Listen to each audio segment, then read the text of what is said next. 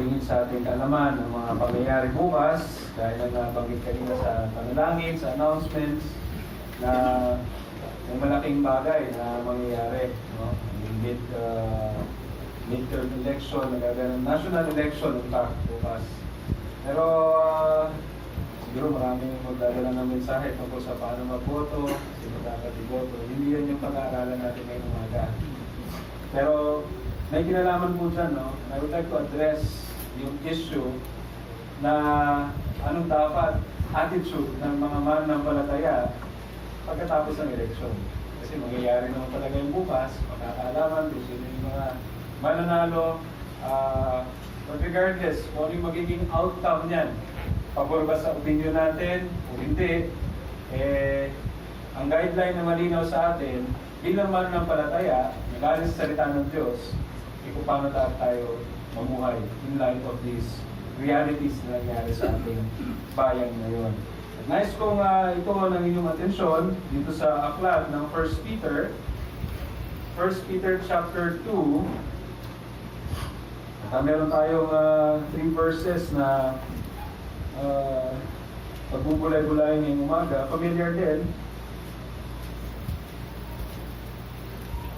1 Peter chapter 2, verse 13 hanggang 15. At ito ay may kinalaman sa isang utos ng Diyos dito sa atin, bilang mananampalataya. By the way, ang parallel nito is yung sa Romans chapter 13, verses 1 and following. Pero itong ating bibigyan ng attention ngayon. 1 Peter 2, verse 13 to 15. Submit yourselves for the Lord's sake to every human institution, whether to a king, as the one in authority, or to governors as sent by him for the punishment of evildoers and the praise of those who do right. For such is the will of God, that by doing right, you may silence the ignorance of foolish men. Alangin muna tayo sa ating pagbubulay. Muli o Diyos, ay lumalapit kami at nagsusumamo sa inyong presensya, sa inyong awa sa araw na ito, sa maging sa oras na ito. Na sa aming pagbulay-bulayan mula sa inyong salita na akmatin sa aming kalagayan bilang mamamayan ng bansang ito. Lord, tulungan niyo po kami na hindi lamang umango ng mga practical na lesson dito, kundi sana makita namin bilang mga tao dito kung paano kami mabuhay, bilang mga pilgrims, bilang mga dayo dito sa mundong ito, na sa mga kasalukuyang kaganapan sa aming buhay, sa aming bansa, hindi kami mawalay sa katotohanan na kami ay merong buhay na tinitingala at inyong buhay na in-expect ninyo. Kami mga citizens, kami mga mamamayan ng inyong kaharian higit sa lahat. Kaya Lord, sana ito mamukutangi sa aming mga isipan at tulungan niyo rin kami magpasakop sa inyong salita sa mga oras na ito. Hiniling namin sa ngalan ni Jesus. Amen. Ay gaya nga nasabi ko kanina, ang parallel dito is yung sa Romans 13, verse 1 and following. At dito sa ating binasa sa 1 Peter chapter 2, ay meron tayong mga hangong mga lesson dito. In fact, may duty. Ito yung duty ng mga mananampalataya with regards sa authority, with regards to the government. And isang duty na makita natin sa kami sa 1 Timothy rin ay yung ipanalangin yung mga pinuno ng ating bansa. At wala tayong utos na binigay sa atin na magrebelde sa ating mga gobyerno, mag-aklas. In fact, kabaliktaran ang sinasabi sa mga mananampalataya. So yan ang ating tatalakayin ngayong umaga. Una natin merong duty na duty stated and clarified. Pangalawa is yung motive para sa duty na ito. Dalawang main points lang ang ating tatalakayin at may mga ilang puntos lang sa ilalim nito. So una-una, tingnan natin yung duty ng bawat mananampalataya na kinlarify, kailangan maklarify dito sa mga talatang ito. Ang primary duty, pangunahin na duty, alituntunin ng isang mananampalataya na binanggit dito is that of submission. Pagpapasakop. Pagpapasakop to every submission to every human institution. Yung sabi niya, no? Submit yourselves for the Lord's sake, to every human institution. At ang binigyan ng highlight dito is that of a king na nasa authority. Siyempre, yung mga panahon nila, yun yung kalagayan, or even dun sa mga dinelegate ng hari as governors. And we all know, nung sinusulat ito ni Pedro, ay nasa ilalim pa rin sila ng pangunguna o kaharian ng Roman Empire. At ganoon din kay Pablo, nung sinulat niya sa Romans 13. Now, bilang background nito, ang kaibahan nito, si Paul, sinulat niya yung Romans 13 with the same context na pagpapasakop sa kaharian sa mga hari na nakaupo. Si Paul, sinulat niya yun sa mga Hintil, mostly, sa isang Gentile na church, sa Roman believers, may halo rin namang mga Hudyo. Pero predominantly may mga Roman citizens din. So, dito, sa kabilang dako, si Peter, ang sinulatan niya naman, kung nasubaybayan natin yung pagbasa ng 1 Peter, sinulat niya ito, karamihan sa mga Hudyo na nagkalat sa iba't ibang dako. Kaya nga, ang bansag noon sa mga Hudyo, sila yung mga, mga zealots, yung tawag sa kanila. Prone sila sa mga destabilization, prone sa, ang tawag nga sa kanila, ang tansya sa kanila is ungovernable. No? Yung mga Hudyo. Dahil kahit pa paano may sense pa rin ng pride ng mga Hudyo. Sila'y tao ng Diyos. Pero, kaya nung nasakop sila, talagang hindi nila maiwasan na ganito yung attitude nila. Kaya nga, noong mga time ni Jesus, meron ng mga zealots at merong mga iba't ibang mga kaguluhan, yung mga nagre-rebelde laban, o nag-aaklas laban sa mga sa Roman Empire. And dahil dyan, mas prone to resist civil magistrates, ito mga sinusulatan ni Pedro dito. Lalong-lalo na sa mga hindi Hudyo na mga namumuna, tulad ng Roman Emperor. Kaya nga sabi rito ni Peter, to every, be subject, submit yourselves to every human institution. Kaya, especially itong human institution na nasa kanilang kalagayan, ay intense yung persecution sa mga mananampalataya. Gaya din nung kay Pablo. So, yan ang maikling background na makikita natin. Pero itong exhortation na binigay dito ni Pedro to render submission sa mga nasa otoridad, sa mga nakaupo sa pwesto. And ang sabi nga dyan is that of literal, yung sabi dyan, human institution, literally speaking, human creation. Kumbaga, in-institute ng mga tao.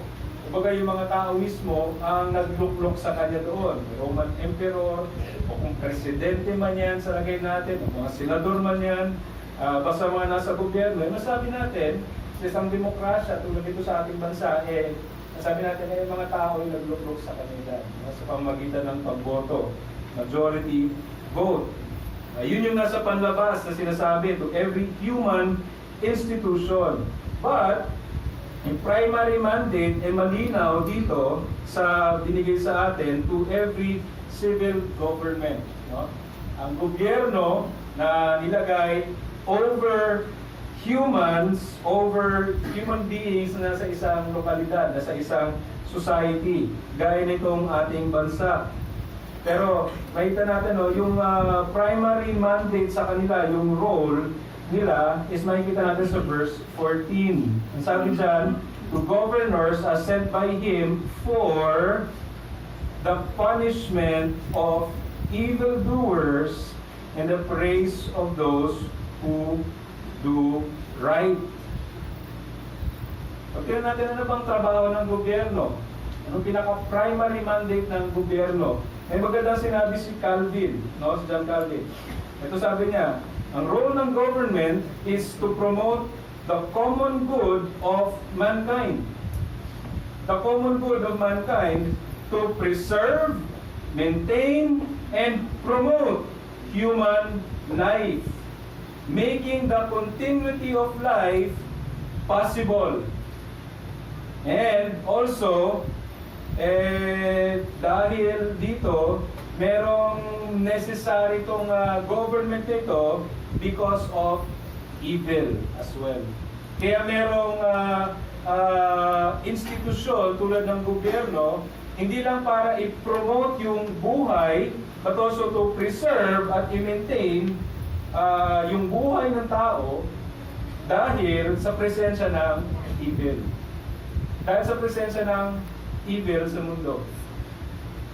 Kasi kung hindi pumasok ang kasalanan dito sa mundo, we would have one ruler himself, God. No?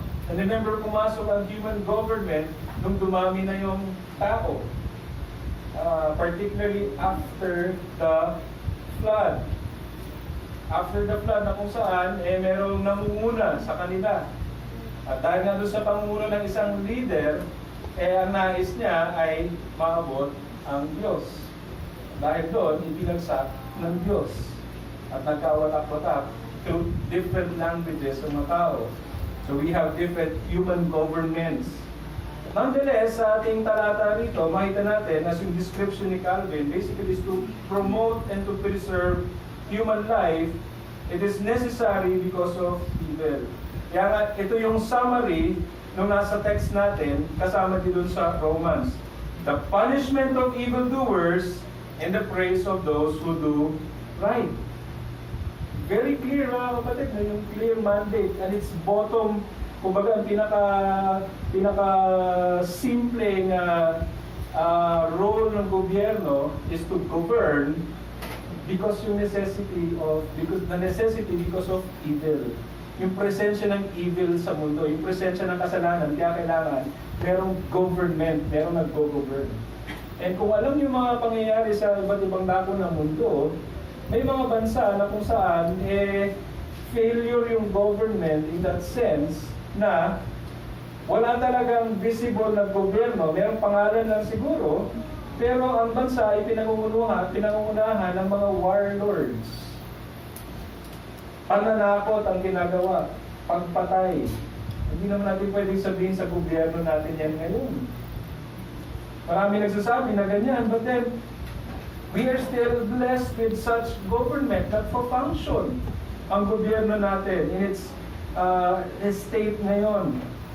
But dito sa ating binabasa na panimula sa text pa lang, God has an instruction for every believers na kung ano yung gobyerno na meron tayo, our duty is to submit to our leaders, to the government that is before us. Now, let's take a closer look dito. Number 1, the civil government has the mandate to bear the sword of God's wrath for the punishment of evildoers. And yun yung tinlarify mismo sa Romans 13. Na telling us, yung sa Romans 13, that the rulers are ministers of God. Yung ministers, ginamit salita doon, the same as deacons.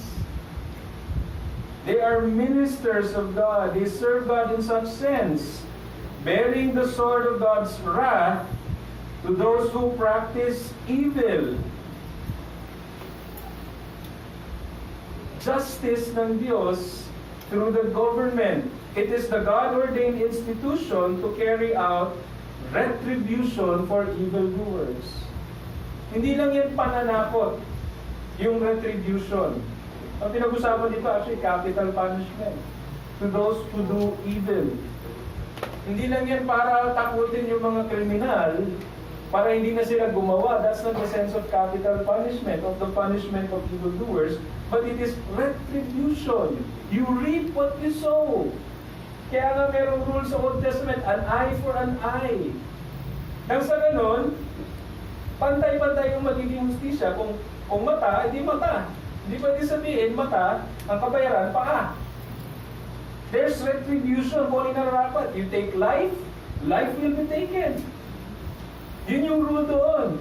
And such is the case na sinasabi rin dito sa Romans 13, why God ordained such institution. It's for the preservation of life. Basta paano naging preservation of life yun?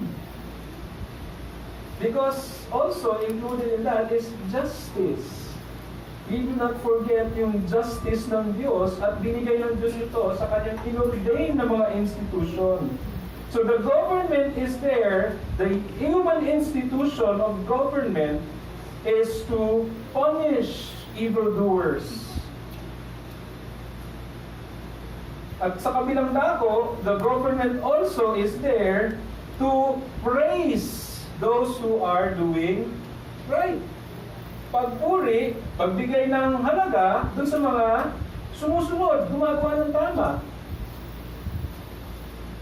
Now, this does not necessarily mean na meron kang, pag ikay sumusunod sa batas, meron ka dapat plaque o medalya, meron kang bonus palagi. No, hindi yun yung ibig sabihin nun. Rather, it is the honor that comes of not being despised as a lawbreaker. Merong dangal ng isang citizen sa isang bansa, sa isang lugar, na kung saan pag siya sumusunod sa mga batas nito, merong dangal doon. Hindi siya binabansagang kriminal. Hindi siya binabansagang lawbreaker. Merong sense of honor that you are abiding doon sa mga batas. You're not a lawbreaker. And also, hindi lang honor, merong protection. May protection na binibigay sa iyo, not being exposed to violence by the ungodly and that they live more quietly. Sabi ni Calvin, meron tayong privilege na mamuhay na may katahimikan. Kung tayo sumusunod sa batas, hindi tayo nababalisa palagi na parang may naghahabol sa atin. There's a sense pa rin sa mga kriminal that when they do wrong, kahit hindi sila nagbabato, napapraning pa rin yung mga yan. And if you're a doer of evil, there's always that guilt that follows you around. Sa Paranaque, ewan ko lang kung dito sa Molino, di na kasi uso doon yung nanguhuli tapos maninikit eh. Mas effective, alam niyo ba? Mas kumunti yung nagbibit sa red light.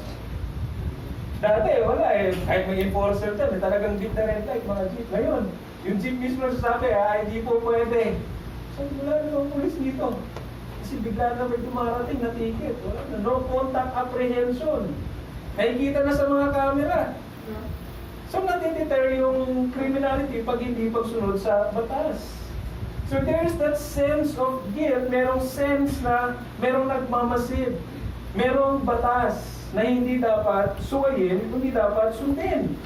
So to those who do right, dun sa mga sumusunod, sumasang-ayon, they receive protection. They receive such honor. They live more quietly. And this should suffice. Dapat sapat na to as rewards. Although sa gobyerno natin, meron sila mga ino-honor na mga special awards, outstanding citizens. Hindi natin kailangan habulin yun. Ang kailangan natin habulin is that we're to be subject to our government na nilagay ng Diyos sa atin. Mamaya ko pala yung purpose nun, no? Pero kailangan natin makita na hindi kailangan natin ng rewards. Hindi para palakpakan ng mga tao. Hindi yung kada tawid mo sa overpass, may pagbaba mo, taga-palakpak siya, wow, napaka-law-abiding citizen mo. Kaya pag nag-jaywalking ka, parang may namumutya sa'yo doon. Hindi natin kailangan nun. We have to obey the rules and the law. Ito may expect natin, at least sa gobyerno. The punishment of evildoers and the recognition or the praise of those who do right. As God-ordained institutions, sadly, abuse happens in many forms. Abuse of such mandate is not reflective who ordained it. Kasi sinasabi, kung yan pala, Diyos pala nag-ordain ng mga gobyerno, ng government, sabi doon sa Romans 13, for it is God who ordained it, ang siyang nagtatag, kung corrupt yung gobyerno, corrupt yung authority, ibig sabihin yung nag-ordain yan ay corrupt. Doesn't necessarily mean na gano'n. That's wrong. Okay? Hindi corrupt or immoral ang Diyos dahil ang gobyerno ngayon din ay corrupt or immoral. This corruption and immorality flows from the heart of men. And we are governed by such men. We have to understand na yung mga pinuno nangunguna sa atin, karamihan dyan o hindi man lahat, ay hindi mananampalataya. Bagaman merong mga religious. Whether in the punishment of evildoers, corrupt sila, hindi nila pinapataw yung tamang justisya sa nararapat, or nasusobrahan yung pagpataw ng punishment, parang yung mga tinatawag nilang EJK, at marami pang iba, o nagbubulag-bulaga na lang, or even in the giving of honor and praise to the undeserving. Mga hindi karapat-dapat, yun ba'y nabibigyan ng papuri. Either way, whatever the case is, hindi ang Diyos ang salarin sa corruption na nangyayari sa government. I'm speaking, hindi lang sa government natin, but every government, every form of authority sa buong mundo. We live in a fallen world. Kahit yung pinakamayaman at progresibong bansa sa mundong ito is subject to corruption and immoral practices. Walang excuse dito sa bagay na yan. Sabi ng Diyos sa Proverbs 17:15, He who justifies the wicked and He condemns the righteous, both of them alike are an abomination sa Diyos. Mali nagpapatuloy sila sa kanilang ginagawa habang sila nakaupo sa kanilang upuan ng kapangyarihan, but the Lord is not approve of it. He doesn't delight in it. So yan, makikita natin ang pinaka-basic na alituntunin ng gobyerno is to punish the evildoers and to preserve or even to praise those who do right. Sana mga kapatid, nandun tayo sa kalagayan na hindi tayo umiiwas sa gobyerno. No? Baga parang, minsan di mo maiwasan, di ba? Kung nagda-drive ka, wala ka namang violation, hindi ka namang coding, pero parang pag nakakita na ng enforcer, parang kinakabahan ako, parang mahuhuli ba ako? Wala ka pa namang ginagawa. No? Abot yan, may takot sa pero sa kabilang takot, din nakakalungkot, yung feeling na gano'n is dahil na rin sa mga naririnig nating abuses. Diba? Naririnig nating corruption. Kaya minsan kahit tama yung ginagawa mo at alam mo wala kang ginagawang mali, pag nakita mo yung authority, patayin ako nito bigla. Pag nakita ng pulis, may mobile na dumaan, baka tukhangin ako nito bigla. Baka katukin yung church. Sadly, ganun yung case minsan at hindi maiiwasan. Dahil na rin sa mga kagagawa ng mga ikilan. Hindi ko marami, mga ikilan. No? Even sa mga nasa authority. At yan ang reality ng mundo natin.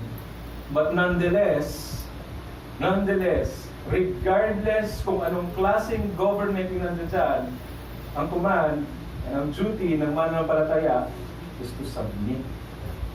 Magpasakop at magpakumbaba sa itinilaga ng Diyos na government. Bago tayo magreklamo sa gobyerno natin, alalahanin po natin sa binabasa nating text kung anong klaseng gobyerno ang meron noon. Na yung context ng pagsabi ni Pedro at ni Pablo, magpasakop kayo. Kung anong klaseng gobyerno meron noon. Inuusig at pinapatay ang mga Kristiyano. Inuusig ba tayo mga kapatid? Natatakot ba tayo na baka may kumatok bigla at biglang sunugin yung church dito? Inuusig ba tayo ng gobyerno mismo? In that case, mga kapatid, may kailangan tayong pasalamatan. Kung meron man tayo panalangin sa ating mga leaders, mga mambabatas, ma-preserve yung freedom of expression ng religion, of the faith natin, which we have ngayon. Malayo-malayo to sa konteksto nila Pedro. Ilan na yung pinakain sa leon at sinunog ng buhay. Na habang ginagawa sa kanila, hindi sila pumulot ng espada, tabak, para gumatli. But we are in such position ngayon, hindi lang ito dahil marami ng millennials ngayon na konting discomfort, reklamo ka agad. Hindi yun yung case. But we're called to submit even to such institutions. Tanong, what does it mean to submit? Kasi mag-submit tayo sa government, yan ang sinasabi sa Bible. Pero ano ba ibig sabihin? Anong itsura? Kumbaga, kung nalagay natin ang picture o itsura, yung submission, what does it look like? Yung submission to authority na sinabi rito, regardless of yung corruption, kung meron nakikitang corruption of obvious sa isang institution tulad ng gobyerno. The simplest and most basic, number one, what does it mean to be subject or submit to institution, governments, is to recognize them. To recognize. Ano ibig sabihin to recognize? Kilalanin mo. Pagkilala na yan ay nakatataas sa'yo. Yan ay kailangang magpasakop ka. Pagkilala. Pero sa mananampalataya, dapat mas malinaw to. Pagkilala na may tinalaga ang Diyos, itong gobyernong ito ngayon, o kung sino pa man, kahit noon, na ito tinalaga ng Diyos. There's a recognition. So sadly, marami, salamat, wala pa naman naririnig sa mga kapwa mananampalataya. Nagsabi, yung presidente mo, presidente ko. Presidente natin. O yung mayor mo, mayor natin. It's a recognition. And to someone, for someone to say, na yung presidente nyo, yung ano yan, saying na hindi ko presidente yan, hindi ka naman kasuhan ng gobyerno, pero you are sinning before God because that's an act of rebellion, not against the government. Can may freedom of expression tayo. Can may freedom of expression ba tayo sa harapan ng Diyos sa isang malinaw na kautusan o tagubilin niya tulad nito? To submit to government is to recognize that God is the one who put it there. Regardless, period. Malimutan natin sinabi sa Daniel chapter 2, kung yung nagkakamali, or 20. It's God who sets forth, who puts forth kings, and He's the one who removes them. It's recognition, a basic recognition, hindi lang, okay, yan lang sa atin yan talaga, but a recognition, especially sa ating mananampalataya, that it is God who ordained. Niloob ng Diyos, na yan yung nararapat para sa atin, whether for judgment or for betterment para sa atin. A blessing or a judgment. Either way, God ordains it.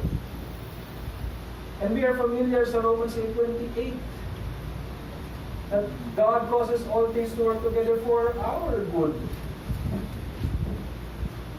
Pangalawa is obedience to the laws. That's one way of being subject to this institution, whether sa pinakamataas man yan, all the way hanggang sa barangay. Sa human institution ng government, sa barangay natin. Alam niyo ba yung barangay ordinance dito na biro lang, pero alam din natin yung mga ordinance ng barangay natin. So that we will know what to do and how to do right. Obedience to the laws, as long as it clearly does not go against God's law, where we must say, kung ito'y tataliwas naman sa utos ng Diyos, we would obey God rather than men. Pag dumating sa punto na ito'y tataliwas, for example, kung yan ay maprubahan, huwag naman sana, yung pinopropose na bill ng sa pagbago ng ilang mga bagay sa family code, same-sex marriage, divorce, endo sa kontrata ng mag-asawa, or renewable na lang. Hindi ka na gusto mag-renew, okay, quits. Pag yan ay may sa batas, hindi malayo, dahil sa presidente rin natin ngayon, na in favor sa mga ganung bagay. But if that comes, I hope we are ready to say na we will obey if it is right, but once if it is wrong and against God's Word, and therefore against yung conscience dapat natin doon, then we should say, we ought to obey God rather than men. No, fulfillment of obligations. That's one way of showing submission. Magbayad ng taxes. Kung tax evader ka, yun natin subjection sa government. Nagbayad ng mga dues, mga iba pang mga sa bahay, mga property tax, yung mga bagay na yon, lahat ng tax, napakarami natin tax. No? But nonetheless, we are to fulfill our obligation. Romans 13 verse 7. Participation and cooperation in its endeavors to fulfill its mandates. Doing your part as a good citizen and not being indifferent or careless. Tulad ng mga criminalities, laban sa kriminalidad, meron tayong role. Na hindi tayo dapat kumukop ng mga kriminal, mag-harbor ng criminals. Kung mayroon tayong kriminalidad, dapat involved tayo dun. It's not just yung duty ng government, but tayo, in subjection sa government na yun, na sumusunod sa batas, we also have a duty as citizens. Hindi lang sa crime, but also when it comes sa environment, pangangalaga ng ating environment. Public safety, health, at marami pang bagay. Do our part in our cooperation sa mga endeavors, mga proyekto ng gobyerno. Now, respect and reverence, panglima. Not despising and speaking evil of it. Ito madalas nangyayari. Whether you are pro-administration or anti-administration. We may, however, express sentiments of disappointments and concerns, but to speak evil of them is not in the case dapat sa mga mananampalataya. Kakapag-aral natin kanina ng proper use of the tongue. So much so sa ating gobyerno, kung sino man yung may luklok, lalo na dito sa mga mananalo, mga kumakandidato, from senators hanggang dito sa barangay level, ay di barangay, sa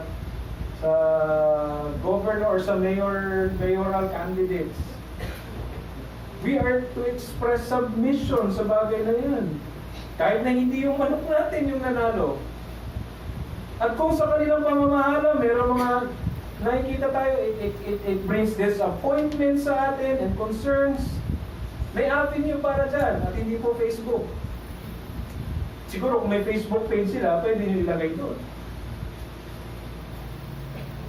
But not to speak evil of them. Hindi pangungutya, hindi pagsasalita ng masama sa kanila, but to speak in the proper avenue, in the proper sense. However, dito sa fallen world natin, nakasalukuyan na tayo nananahan, hindi talaga maiwasan at mawala itong mga abuses and neglect ng gobyerno, ng mga nasa nakaupo mismo sa gobyerno. Kaya ito yung minsan nagpapahirap pa sa pagsunod at pagpapasakop sa gobyerno. It's true. It's either diminishing their authority or by making it impossible personally to respect their administrators. Kaya anong gagawin nyo? For example, hindi kayo sa susunod na eleksyon, sa presidential election, hindi kayo sang-ayon dun sa nakaupo. Sabihin natin sa ngayon, hindi kayo sang-ayon dun sa nakaupong presidente o namumuno sa bansa. O sabihin natin sa mayor lang. How do you as Christians show submission? Pag every time ba na mayroong opportunity to gossip, pagchismisan?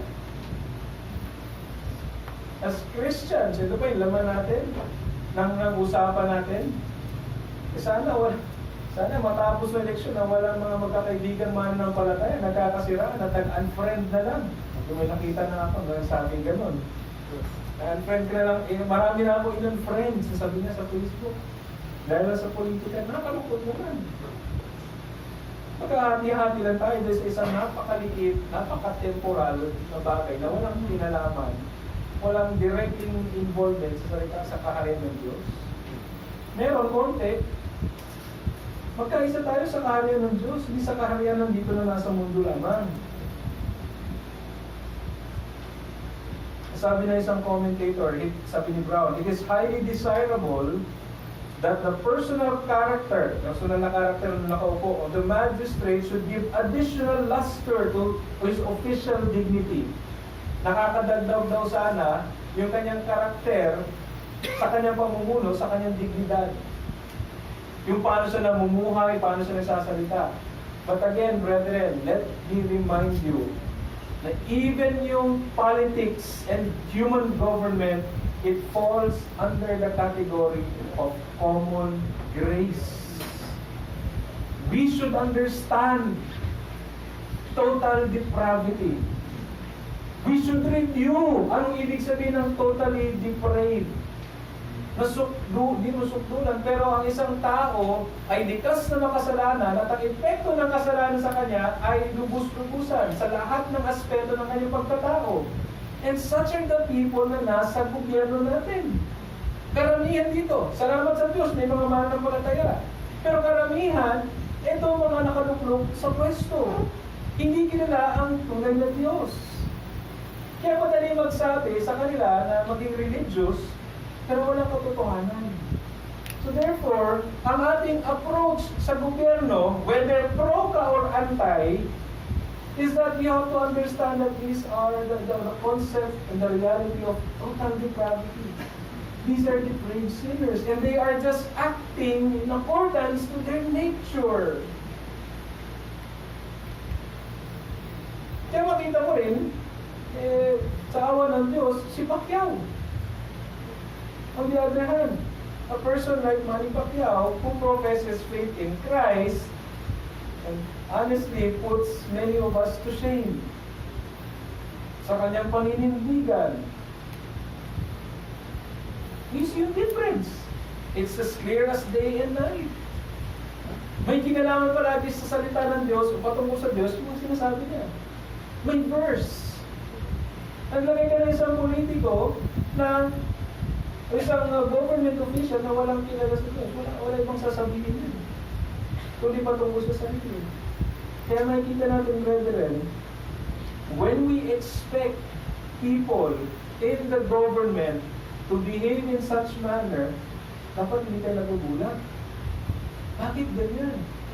Although meron din level of expectation dahil merong dignity dapat dun sa posisyon na kanilang pinatatayuan. But overall, it affects yung ating submission kasi. Kaya nga, kung tayo hindi sang-ayon lalong-lalo na dito sa mga nakaupo sa gobyerno, dapat talaga binigyan natin ang biyaya ng Diyos sa tao yung magpasako. At sa kabilang dako, hindi tayo maging bulag-bulagan sa mga kasalanan at kamalian na nandiyan. Pero ano dapat natin gawin? Magwelga, mag-rally, maglagay tayo dun sa harap ng church na kami ay pro-life, we are anti-divorce. Is there a need? Hindi, wala. Let it be known sa ating conduct, sa ating speech, sa mga bagay na ito. So what does it mean to submit to such institution?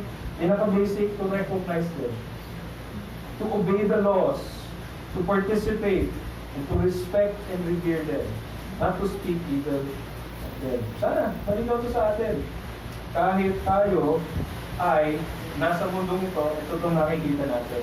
But, here's the thing, lastly, dahil sa mga reality nito, mga abuses, paano natin na mapaperform itong duty natin na hindi tayo masyadong nalulugmok? Let us see then the motive for such duties. Nasabi dyan, sa verse 13 pa lang, ano sabi dyan? Submit yourselves for the Lord's sake. Alang-alang sa Diyos. Alang-alang sa ating Panginoon. And verse 15, for such is the will of God, that by doing right, you may silence the ignorance of foolish men. So yun pala, magpasakop na tayo sa iniluklok ng Diyos na mamumuno sa atin, regardless kung ano kanilang platforma o kanilang personality, knowing the fact, una, ang Diyos ang nagluklok dyan, at pangalawa, ito raw ay nakakalugod sa Diyos. Nakakalugod sila sa Diyos? Hindi. Nakakalugod yung pagpapasakop natin sa gobyernong iniluklok ng Diyos. Bakit? Nasabi sa Romans 13, kung hindi natin, ultimately, kung hindi tayo nagpapasakop sa gobyerno, sa institusyon na ang Diyos ang nagtalaga, ultimately, hindi tayo nagpapasakop sa Diyos. That's the direct involvement of it. Hindi tayo nagpapasakop sa Diyos. Ang hindi tayo naniniwala sa darating na eleksyon, hindi tayo maniniwala o huwag tayo magpadala dun sa statement na kung ikaw ay mabuting Kristiyano, itong botohin mo. Dahil kung hindi ka bumoto sa mga ito, ay hindi ka mabuting Kristiyano. Wala kayong pinagkaiba sa mga pare na maingay. What we're talking about here is God has already ordained kung sino na yung mailuklok dito.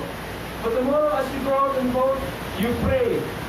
Cast your vote of conscience without impeding or without imputing yung conscience mo sa conscience ng iba.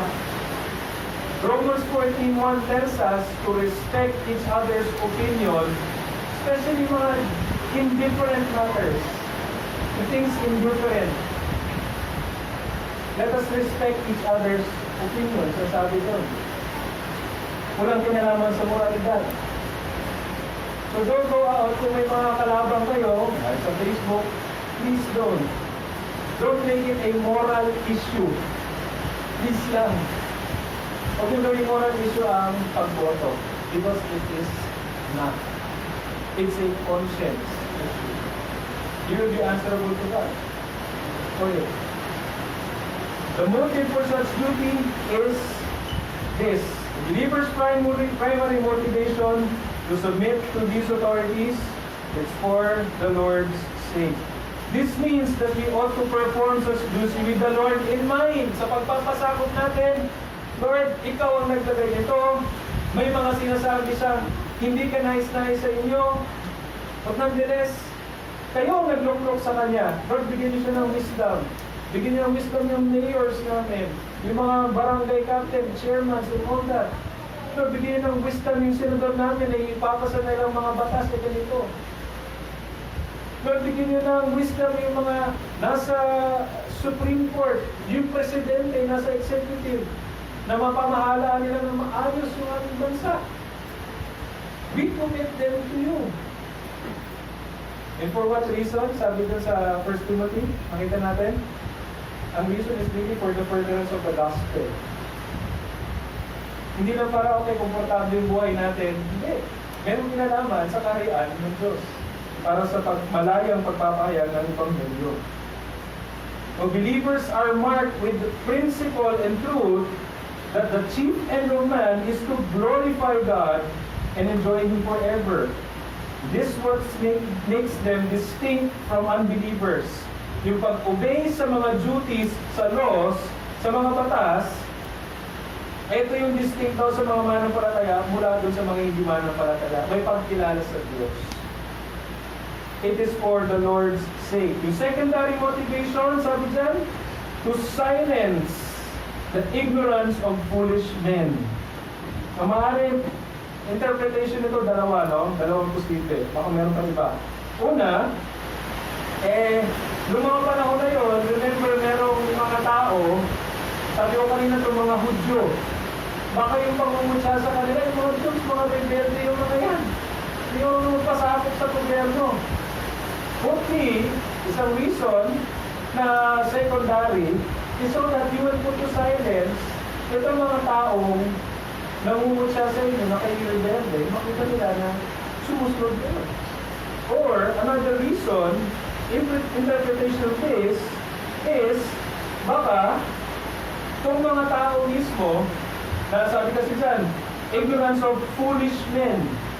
Maaaring sila ignorante sa Diyos, kaya ang buhay nila ay sumasalamin na sila hindi nila papasakop sa gobyerno.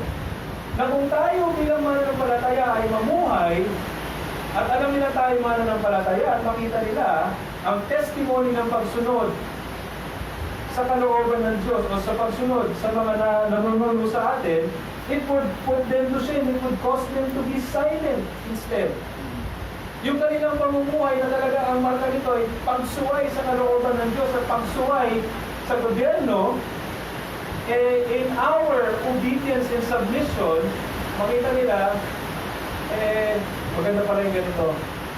There's a good testimony na maaaring makita. But most of all, primarily, it's for the glory of God and recognition that God is the one who put them in place.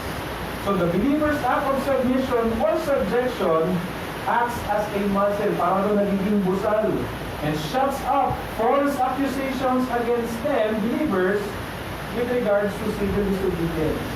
Ngayon mga kapatid, kung tayo mismo, tayo pa ay napupunahan na tayo yung mga sumusuway sa sa mga utos ng bansa natin. Hindi maganda. We are to be good and godly citizens of our own country. So therefore, our motivation for being subject to authorities is mainly in our not mainly para sa ating mga kagustuhan lang. Gusto natin o hindi itong pangulo o itong mayor na to. Rather, we are called to go beyond ourselves in the realm of God's sovereignty, in the realm of God's knowledge and wisdom, na mas nakakaalam na siyang nilagay na rito at therefore magpapasakot tayo. Magpapasakot tayo.